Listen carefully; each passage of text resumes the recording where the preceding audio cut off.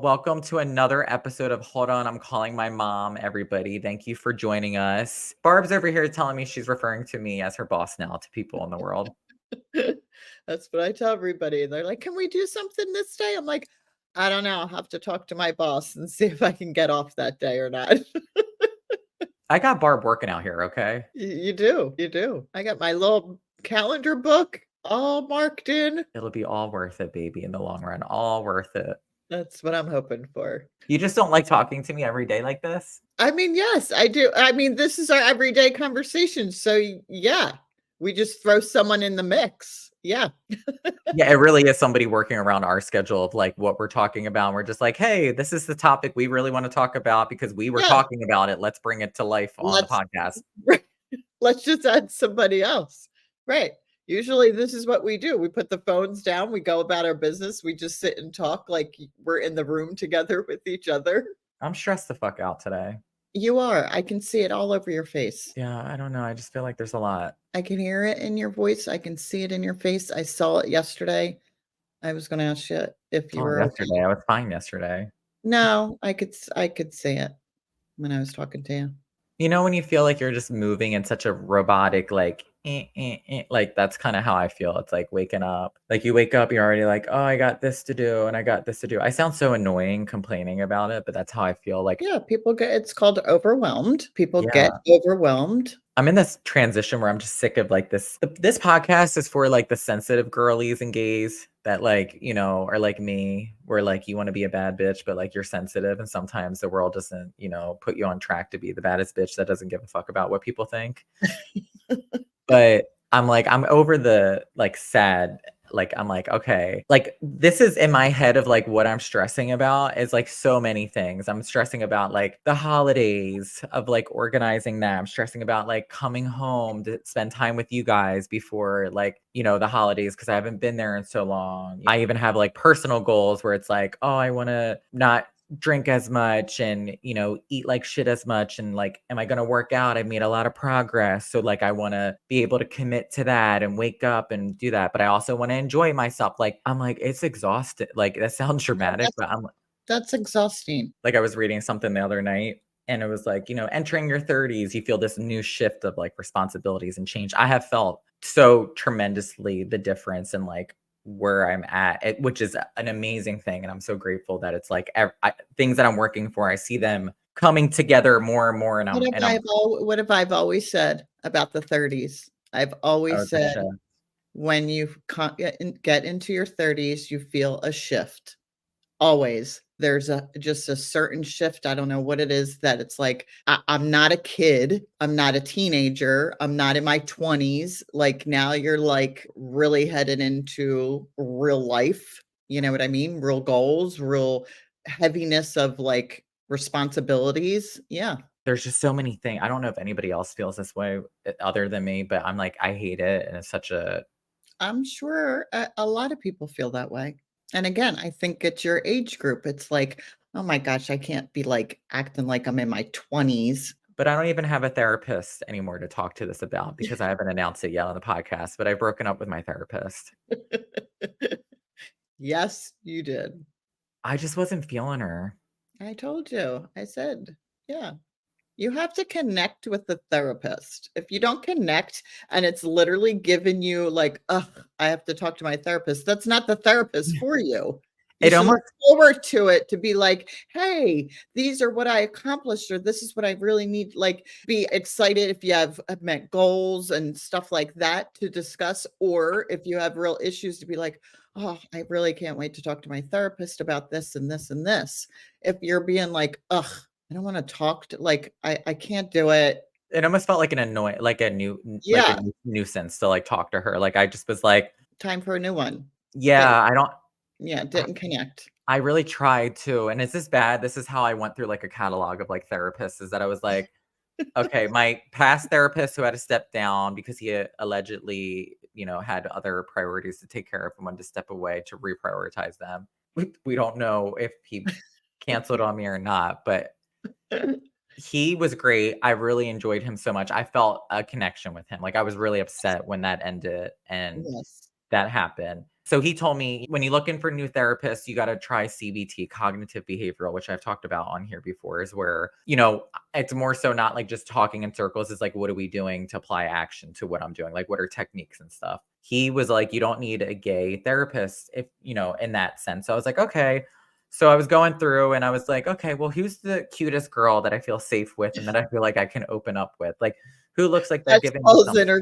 that's Paul's interview and criteria for therapy. Just Let me look at the pictures.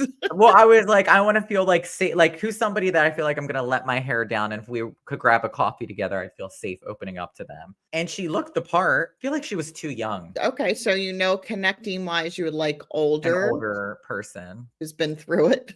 Yeah, yeah, no, that like has some stories to tell. Like they're like, kid, you think this is bad? In the '80s, I was doing X. I don't know. Like, I need somebody with a little bit more grit, maybe that's had some life No, experience. you need someone like you need someone like your mother. That's what you're looking for. Girl, it's not always about you.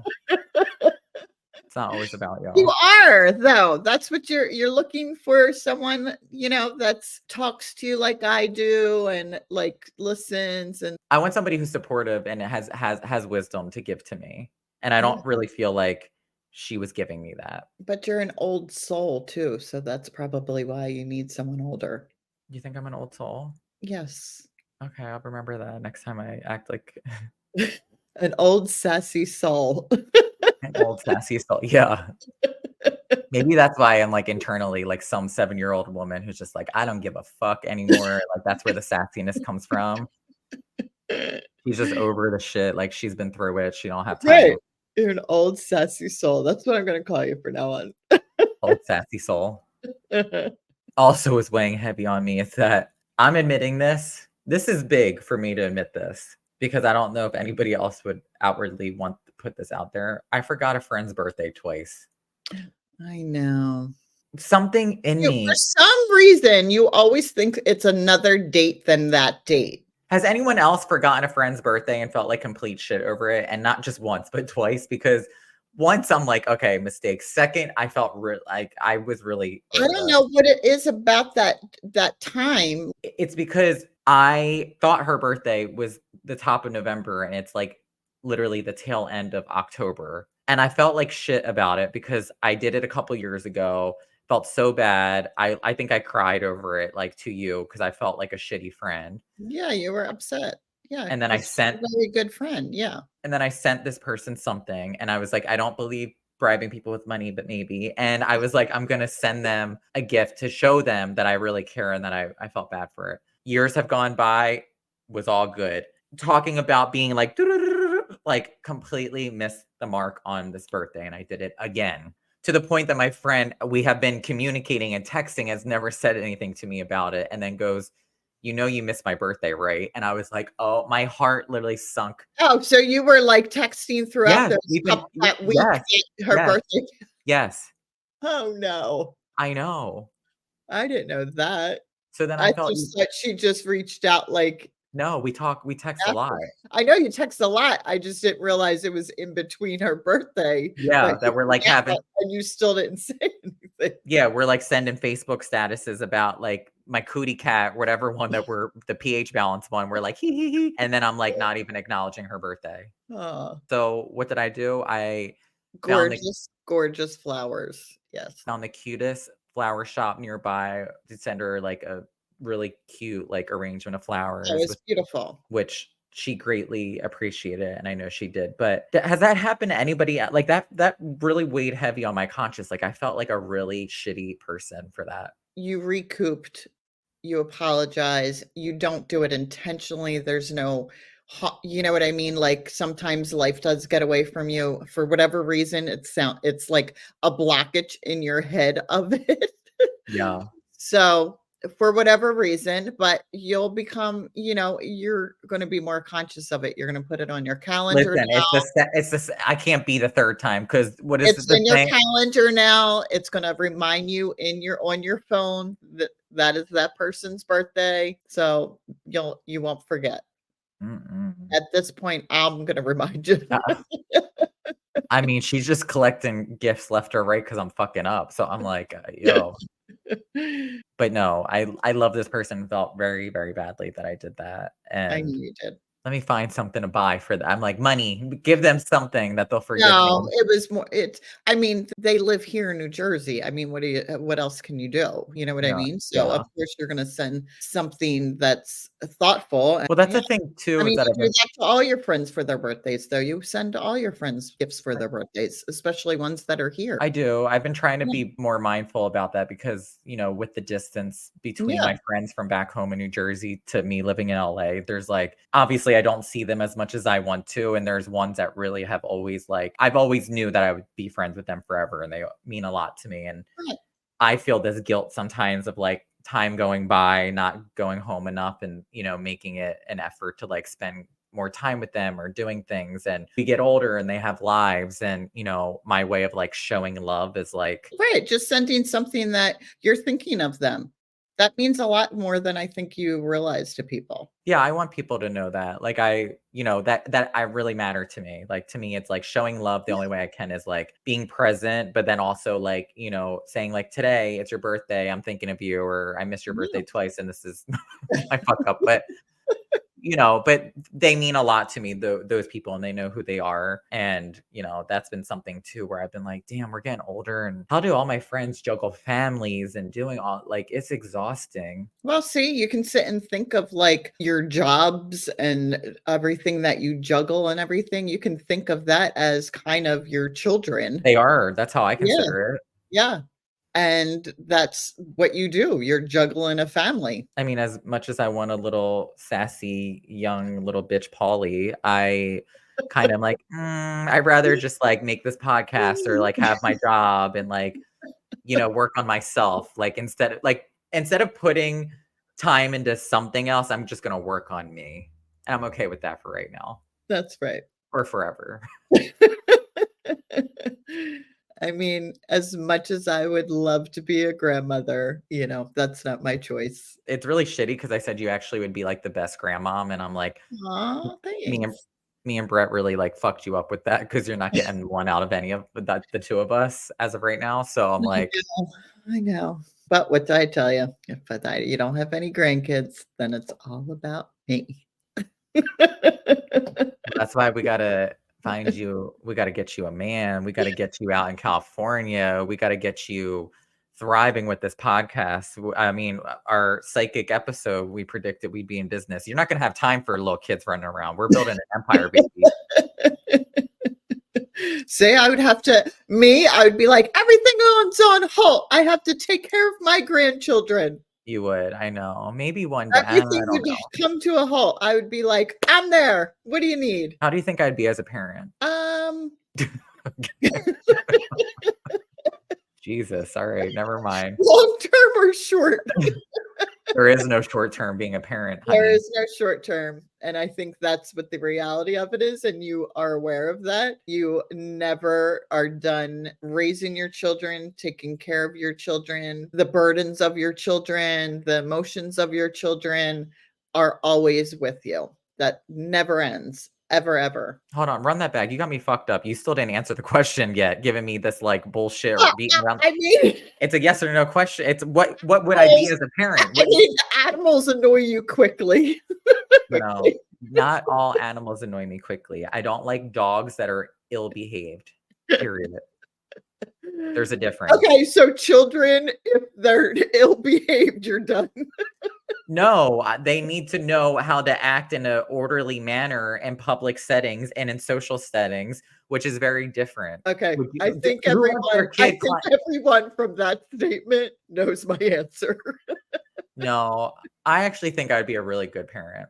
I'm not You obviously. haven't given me that answer yet. Obviously, I think you would be amazing parent. I don't think you have the patience or like that is a life altering thing. So I think both my kids, you're both caring, loving, kind, generous. Obviously, I would say you would be an amazing parent. Could you see me have a child and navigate life doing that? No. Okay. No, because I just think it's overwhelming. Like it's like 24/7. Oh, I thought it was 3 days on, 3 days off.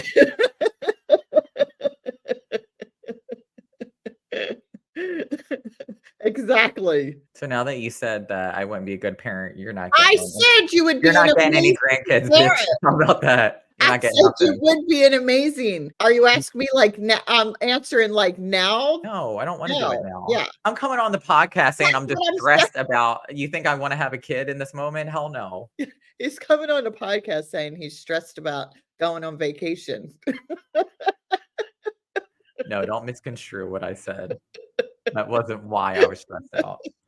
Since we're on the topic of, stress and with things happening in, preparation for the holidays, one that I know can be a stressful thing for me and Jordan, even though we love it so much and are always excited for our families come together, but it is the planning to bring my family from New Jersey and Jordan's family from Vegas together where we can all have a copacetic, fun, memorable, enjoyable time, which I know I'm even saying this and I know just being together is what everybody enjoys the most, to be honest. But like obviously as like kids of our parents and our family, we want to like, make sure we do this and do that and we just have a good time. We go to nice restaurants and make a whole celebration out of it. It's a lot to navigate with, different people coming in, all staying under one roof and Oh, well, the people didn't even know that yet. Yeah. So my whole thing is that as soon as like I met Jordy and I met his family, I was like, okay, this is the family that I know. They just feel like my family, that they are my family, and they're gonna mix like amazingly with my family, my blood family, my mom and my brother. I kind of always have wanted to have like a significant other where I felt like their family was like my family, where we could have a blended family. And when I met Jordy yeah. and his family, I was like, that's it. These are the people. And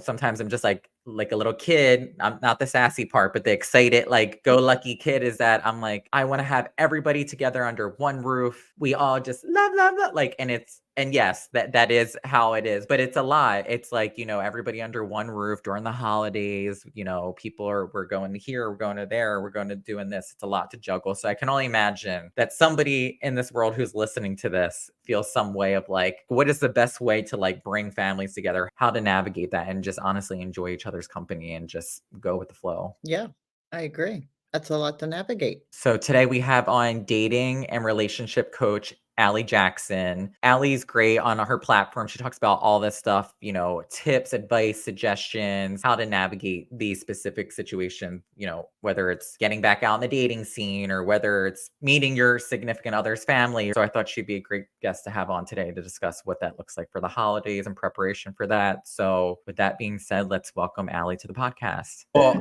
I'm honored that you're joining us. You are a relationship and dating coach. People hear that and they're like, okay, like there's so much to it. So yeah, I am a dating and relationship coach. I came into the space a little bit by accident through exploring my own dating life. I was posting about my own dating life on the internet and talking about the things that I was experiencing, the things that I was learning through both my experience in therapy and reading and researching and all sorts of stuff. And I really started to lean into the things that I was learning and the way that I was realizing I could bring that insight to other people. And so that's when I started my coaching business. And now I do one on one coaching. I also have done group coaching in the past, all the way from how do I even set up a dating app profile through, okay, I'm in this relationship. I've been single for a long time. I'm adjusting. What does that look like? And kind of running the whole spectrum of relationships and dating. Well, then I'm sure you have gotten this question, which is, that big moment in the pinnacle of your relationship where like you are going to meet the in-laws. That is something that I feel like everybody can be like, sometimes it's like, I'm a little nervous, I'm a little pressed, or it's like, okay, let's just go in and try it out. How significant that moment is to meet your significant other's parents. I think a lot of people really stress about it. In fact, I literally just got a question that I saw about somebody who's about to meet her boyfriend's parents and she's nervous. Like, it's a very, very common experience. I understand why people stress about it because family is important to a lot of people.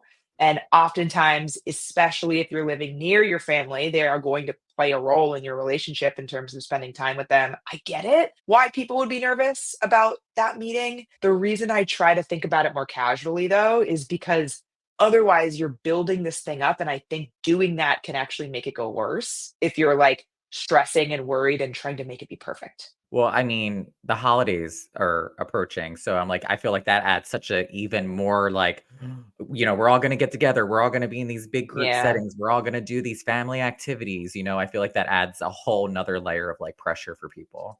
Well, I was gonna say, what about introducing family to family? Yeah, I think that's like an extra step, right? Of like that not only like my parents meeting your parents, but I think I just always go back to thinking about how hopefully everybody in the situation wants it to go well. Like if I'm introducing my boyfriend to my mom, both of them wanted to go well just like I do. Like nobody ideally is going into the situation thinking like, oh, I hope this is a disaster. So everyone's on the same team. What is like the big first step of like going in? This person's like shitting bricks. They're like, oh my God, I'm meeting mom and dad for the first time. I got to look this way. I got to look cute. Like, I think obviously without saying is shifting that narrative, but is there any tips like you would say to this person, like, hey, go about it in this way or go in with this expectation? I think the best thing you can do is to lean on your partner for the support and ask them, what do you think would make this go well? Like, if let's say you're going home with them and you're going to walk into their parents' home,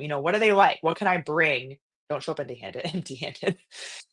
But ask your partner for support. They are your inside person, right? Like they're like a spy for you inside their own family. They're going to know the things that are going to make their parents or their family or whoever you're meeting excited. And little things that you can do to go, that extra step, I think make a really big difference. What if like the parents just pick up a vibe that they aren't really thrilled with this person? Yeah, I think it's really tough to get feedback from anybody in our lives, from our friends, from our family, and I always come back to how do I feel with this person and are the concerns that these people are bringing to me about how they see me with them or just a personality difference because my friends, my family, they don't need to hang out with my boyfriend. I need to hang out with my boyfriend. So while it would be amazing and preferred if they all got along and wanted to Yeah. hang out, that's not that important in the grand scheme of things.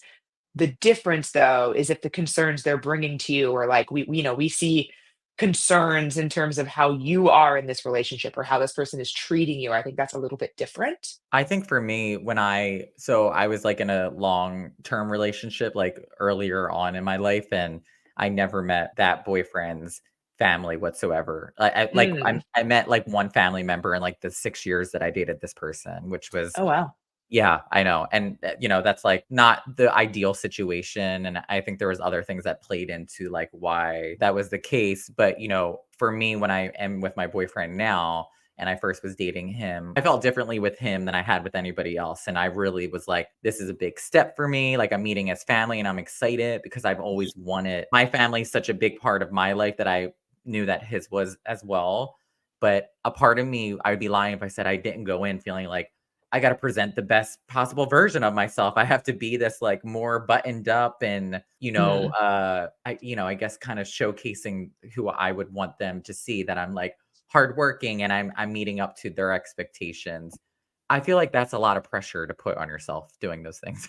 Yeah. So going in that way, like what was the outcome? How did you feel in the moment and what happened? He was very nervous and excited at the same time because this was very new for him. Yeah, Yeah. yeah, But yeah, I would say the beginning, it was more of like, they're feeling me out. They only hear what their son's perception is of me, which sometimes I think parents are like, are you just like in this lust or are you in love? And I Mm. kind of felt like they definitely were like feeling me out and seeing what my character is. And I mean, now, 3.5 years later, it's a very great relationship. And I'm so lucky for that because I love them like they're my own family.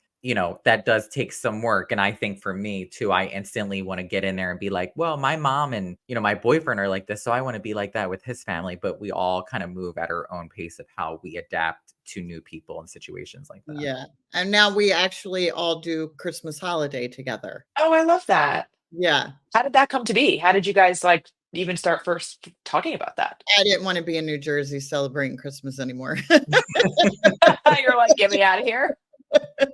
Where do your Yeah, we're boyfriend's like, parents live? his parents live in Las Vegas. Oh, okay, nice. Yeah, and I'm So in New Jersey, so I mean, it wasn't really we were like weighing the two odds. We're like, do we want to like have like a nice, at least like, maybe a little breeze, or do we want to have like, a blizzard outside? We're like, let's do the Right. little breeze outside. Right.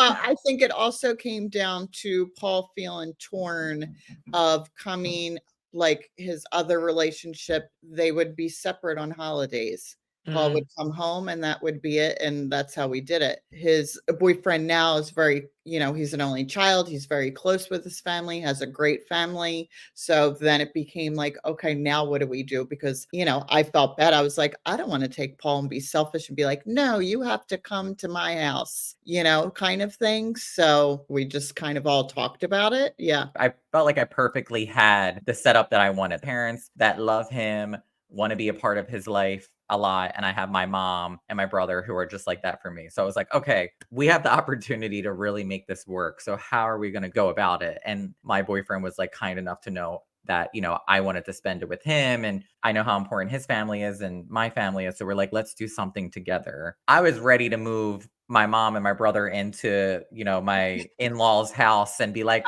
we're all one big family. Like, let's do it. Why not? And my mom was kind of like, let's maybe like wait, until we Let's like meet them first, yep, makes I mean, sense. yeah. So I was like, no, I'm not imposing the first time they're meeting me. That's just not me. And I wouldn't do that to somebody. So the first time we met, I stayed at a hotel and I was like, this way we can, give everybody a little bit of space and stuff. Yeah. I was like the other side where I was like, no, like they have like plenty of room. Like we're one family under one roof. And my mom's like, I don't want to be like out in the living room with my bra off and under a t-shirt drinking, my orange juice in the morning with my coffee. And I was like, okay, fair. I do get that. I do get that. Fine, yeah. What do you think, with the holidays approaching, people wanting to bring everybody together? When you bring families together, you're bringing a lot of personalities together, and especially, being in the same living, spaces. What is your recommendation in terms of like the boundaries or setting up this ideal family situation, but also respecting like Yeah. everybody's space? Yeah, I think the first thing that I really recommend is the communication well in advance of what do we both want to do here? What are the traditions that each of us has? Is there a family that's more mobile or is there somebody who, maybe you don't have a big Christmas tradition with your family? What are the different traditions that each of you has? Because not everybody has the same ones. In fact, most people don't. So I think that's the first step is to really think about what do we want here? And the next piece I think to really think about is that mixing in terms of being, in somebody else's space and at when does that make sense to do? So I think the biggest thing is the communication. Figure out what is important to each of you, what is important to each of your families. Those things are probably going to be different. And then how can you bring those things together? What is your advice for when you feel tensions are running high, whether that's like your family's clashing with like your in-law family, or if like you just feel like things are getting too much now? Like, what can we do to kind of pivot that and not make that even worse? I would talk in advance about what you're going to do if that happens so that you have a plan. And I think this is true for any conflict. I always recommend in relationships talking about what you're going to do during conflict or what you want to do during conflict. It's not always going to go according to plan because conflict is unpredictable and emotions run high. But I think talking about, okay, if this happens, if tensions are running high, if we're, feeling overwhelmed, what are the things that we can do to make sure that we're staying connected as a couple and that we're feeling like we are a team? That I think is the most important thing when you're going into these situations is that you feel like you and your partner are a team against whatever is happening.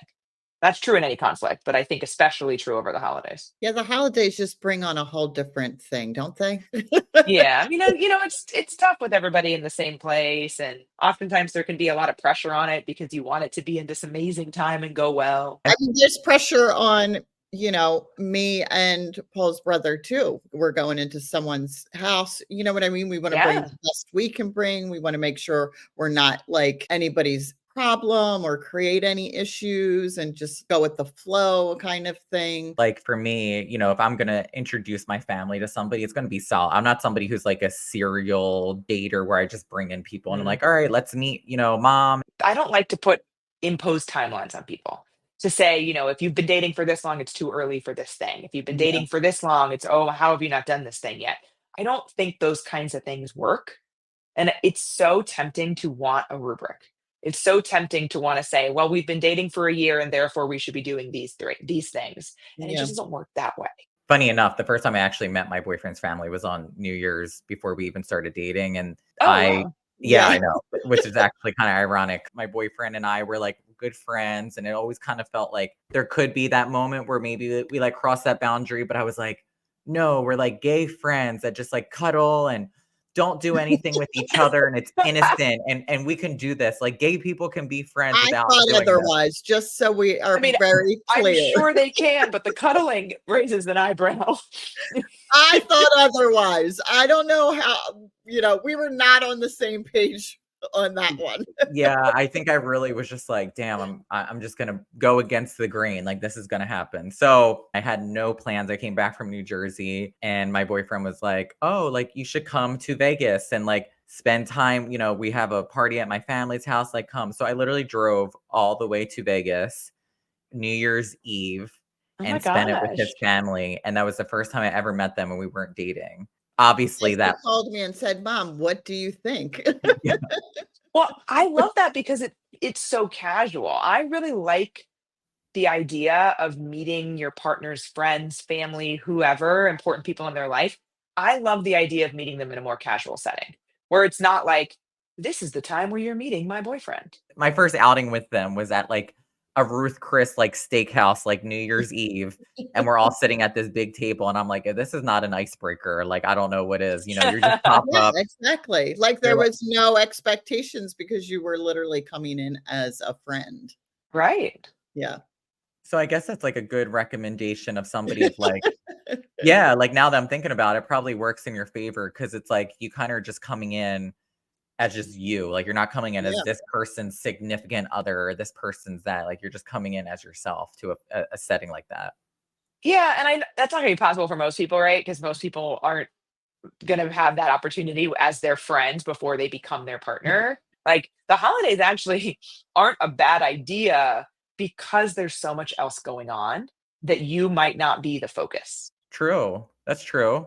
That's Like true. Yeah. like, they're like, "Girl, we don't got time for you. We're going through, like, your stocking stuffer right now. We Yeah, we got, got a like" lot to do. What do you feel, if this was a situation for somebody, if your in-laws are not vibing and they're not connecting the way that you want them to? Knock on wood, we're in a good standing with ours, but, like Absolutely. Yeah. yes, and I'm grateful for that, but, like, it always crosses my mind that, like, one little thing, could turn somebody off. You never want that to happen. Like, what would be your suggestion in those moments where, like, that could be the case? I would try to think about potential triggers in advance for each of your families of like, hey, maybe we stay off of this topic, or if their beliefs are different on certain things, and just kind of think about like, let's keep it light, let's keep it surface for this first meeting, especially because I think it's okay if they're not vibing like we're going to be besties.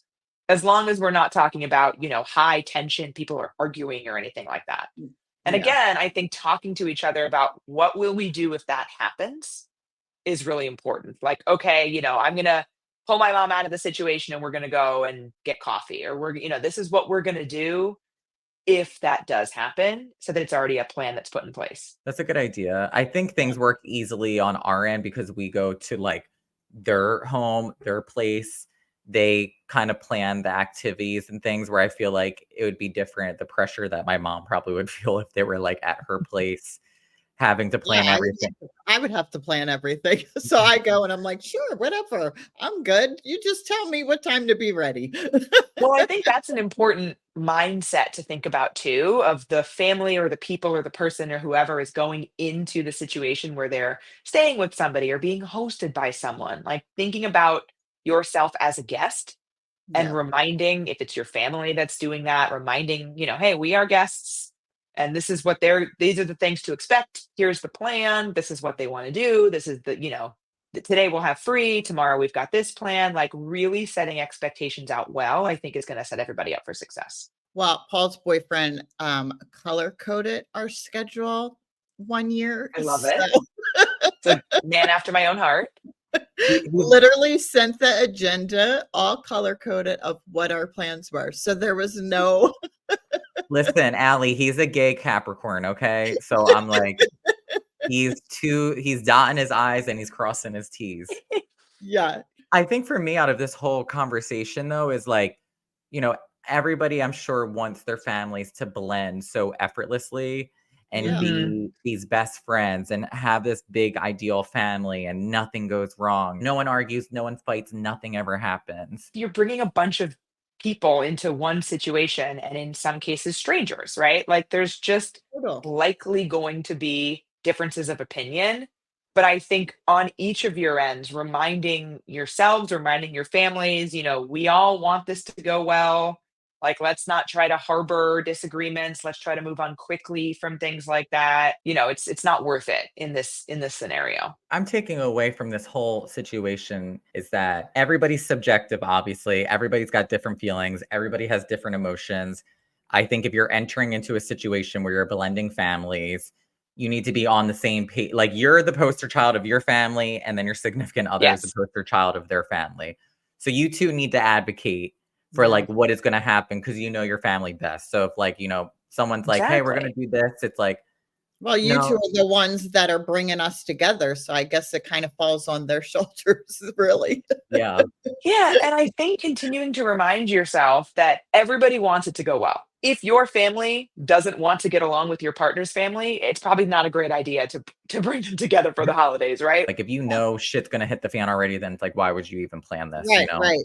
Eventually, even if your families are not, your families aren't going to get along, eventually they're going to have to spend time probably in the same room. Do we need to make it the holidays where one family is maybe going to feel put out, that Right. they are not doing what they normally do and instead are at the other families? Probably. I think really being real also about what those emotions are going to be is important. I Yeah. mean, Right. I think it's like everything in life. Communication, hello, is I mean, Compromise. Compromise. Yes. yeah, compromise and communication. Is that where we're taking away from today's episode? I was gonna say you need to start making sweatshirts that say compromise and communication. That's your merch right there. Done. Yeah. Done. Merch sold. Thank you for joining us. Let the people know where they can check you out. Yeah, so I'm Finding Mr. Height on TikTok and Instagram. My website is findingmrheight.com, where you can learn more about my coaching. I also run group travel for women, and I have a podcast, Finding Mr. Height, the podcast. I love it. Yeah. Well, thank you for joining us and lending your voice. Thank you for having me. This was so fun. Bye. Bye. Bye. Well, Ali said it. I feel like I need an eye lift. That's what you Okay. took away from the conversation. You need an eye lift. That's what you were looking at the whole time. Yeah. All right, go ahead. Well, Ali said it here. Check in with your significant other. Make sure y'all lay that groundwork before you go into it, because if you don't, shit might hit the fan, and communication is key. Someone might be taking a flight home early. Yeah, no, literally. Communication and compromise. Yes. Yes. CC. CC. I will say that I got lucky with, I'm going to call them in-laws because they are my family, with Jordy's parents. They're just fun to be around. They're like, They're just very kind, very generous. They have opened their house up to me and Brett. Yeah, I definitely think all of our personalities mesh. I know Jordy's dad always says, your mom, she's just so easygoing. And I'm like, yeah, because she ain't planning shit. Someone's telling her where to go and she loves it. She don't have to do anything. She just, No, I am it's like the easy. podcast. It's like the podcast. She shows up and looks pretty. That's her life. No, I am easygoing. I'm not like high maintenance. I'm not. No, I'm Yeah. giving that back to you because that's what you gave me about the parent shit. So you are easygoing. You're a fun time girl. You're a good time Yeah, girl. I can have fun. Yeah, I don't want to make waves for people. No, you're a good house guest, even when you come here. Oh, thanks. You're welcome. I mean, by day 5, I'm like, all right, it's time to wrap it up. By day 5, I'm ready to wrap it up. Well, thank you everybody for listening to us. We hope everybody took something away from this episode. We hope everybody is looking forward to having fun holiday plans with their Yeah. significant others, solo, family, friends, chosen family, all of the above. Make sure you follow us on Instagram, TikTok, and Facebook at Hold On, I'm Calling My Mom. Make sure you're subscribed to us on YouTube at Hold On, I'm Calling My Mom. Please, please, please. Make sure you like, share, subscribe, and support the podcast on Apple and Spotify, and share it to a friend. Maybe you know someone that's a little shook up about meeting in-laws or gonna Yeah, blend families this holidays. Maybe they can take something out of it. absolutely. All right, Barb. All right, I'm hanging up now. I can do it with my other hand now. Bye. She's back in business. I'm back. Call you later. Call you later. Bye.